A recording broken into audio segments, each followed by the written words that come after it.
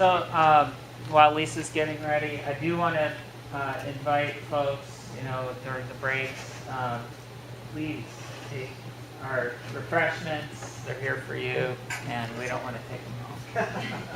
So our next presenter is Lisa Borkowski, and she's got an interesting presentation for us on social media.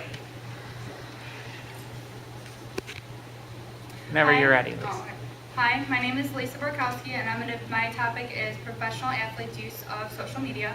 Before I really get started, I want to do a little simulation, I guess. I want you to imagine your favorite sports athlete. It could be any kind of athlete you want, just get a good picture of them in your mind. If it's a basketball player, I want you to imagine that, they just played a game and they just scored 100 points in that game just by themselves. If it's a baseball player, I want you to imagine that they had just hit their 3,000th hit. If it's a hockey player, they just completed a hat trick to win the game. And if it's a football player, I want you to imagine them scoring the winning touchdown at the Super Bowl. Let's say you go to bed that night, you're elated, you're so excited, your athlete is just, so great. Now I want you to imagine the next morning, all across the news, that one of the fans decided to take a picture of them the night before, a week before, abusing steroids. I want you to imagine, how would you feel about that? What's your personal reaction to that? Just kind of, does that deter you away from your athlete?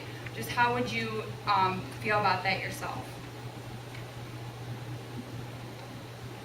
In 1995, Pandora opened the social networking box with classmates.com. I'm not sure if you guys have ever heard of it before. It's kind of like Facebook, but it also started for people that were in grade school, middle school. It's not something that you could go on and upload pictures and stuff like that. It's just kind of a check-in. Hey, I went to this middle school. Here's my contact information. You can keep up with all the people that you went to. Like I said, grade school, they have organizations on there you can keep up with. Since then, social marketing kind of boomed from there.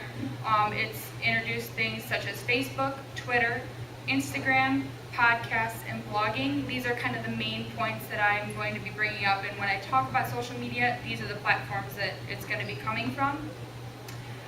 As of right now, there are 7,132 verified professional athletes just on Twitter alone.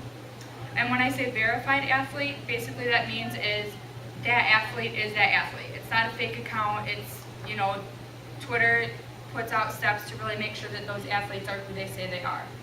The use of social media amongst these athletes can be a very powerful and enriching tool, not only for themselves, but for their fans and their organization.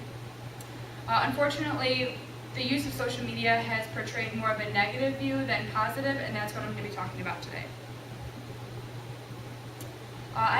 First up, I have a tweet that was put out by Robbie Gould. He's a Chicago Bears kicker. It says, "Tough loss today. Thanks for shaking the lake today. You guys were loud, and the game was much appreciated." Quotes like this, it really helps bridge a gap between fans and the players. Fans really want to feel a sense of connection to their favorite players, just like all the players that I had you imagining today. They want to feel like they were out on the field. They want to feel, the disappointments, oh, I just lost the game, the fans want to see that, or I just won the game, or, oh, that ref was a horrible ref. I'm not necessarily saying that they should be putting all of those thoughts out there, but that's kind of where the fans want to be. When your team wins, you feel like a winner. According to the Sports Entertainment and Law Forum, psychologists believe that social media allows fans to feel a closer connection with their teams. And again, when the fans are when the team is basking in the glory of a win, when they associate with the winner, the fans feel like a winner. They were a part of the team. Part of the downfall to that would be using these sites. It's a direct dialogue between the fans and the players.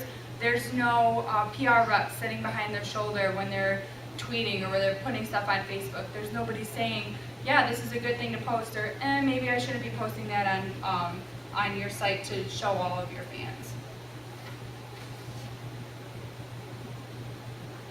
Okay, the next tweet I have is by Richard Mendelson. He's from the Mendenhall. He's from the Pittsburgh Steelers. It says, what kind of person celebrates death? It's amazing how people can hate a man that they have never heard speak. We only heard one side. By a show of hands, does anybody know who he's referring to? Have you heard this one before? Okay, for those that don't know, he's referring to the death of Osama bin Laden. So this is something that is going to shed a negative light on not only, him as a person, about, the whole team and their whole organization. This started a media frenzy, not only outside of Twitter, but it started a whole Twitter war. And it caused a loss of his endorsement for champion, as it was reported by NBC Sports. Athletes are protected by the First Amendment on what they put on Twitter, what they put on social media, but that doesn't necessarily mean that everybody believes what they're saying, which could shine the negative light, and it can turn their fans off to watching them. When I talk about family organizations, especially the NFL, they've put a lot of events together that really want to celebrate family. Even Major League Baseball, they have family days. They want people to come out. And then it's kind of a negative portrayal when their athletes are not following and upholding family values. Things like this, things like what Richard had said, there hasn't been studies shown yet about it, but it could deter from ticket sales and things like that if the organization doesn't act fast enough. Not only, could there be problems with the players themselves, but fans want to see what their organization is going to do about it. They look to see, okay, just like it wasn't broadcast in social media, but with the Lance Armstrong using steroids, he's had a lot of sponsors pull out. So when people write these things on Facebook and, these are opinions, we want to know, well, what is the sponsors going to do? Are they going to pull out? What is the organization going to do? Do they still support their player?